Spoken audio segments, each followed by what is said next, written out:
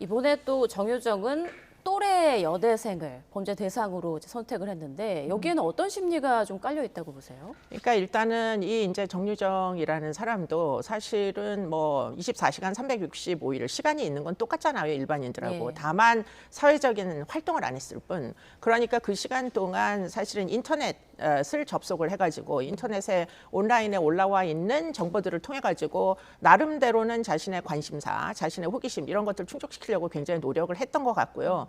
그런 와중에 본인에게 가장 핸디캡이 사실은 5년 동안 고등학교 졸업하고 취업을 못하다 보니까 아마도 영어를 못한다. 이것 네. 때문에 내가 사회생활을 못한다. 이렇게 생각을 했던 것 같아요. 예. 그래서 결국은 과외 앱에서 지금 피해자가 아주 유능한 영어 선생님, 그러니까 뭐 인류대를 나온 영어 선생님을 목표물로 삼은 겁니다. 예. 그렇기 예. 때문에 본인의 어떻게 보면은 결핍과 지금 이 피해자가 가지고 있는 어떤 강점들이 이게 사실은 서로 이 뭔가 관련성이 있다 이렇게 봐야 되기 때문에 아마 과외 선생님과 같은 사회적 지위, 과외 선생님과 같은 학벌 이런 것들을 갖고 싶었던 게 사실은 이 피해자를 선택하는 이유가 된 거 아니냐 이렇게 생각하는 게 맞겠죠. 예. 네.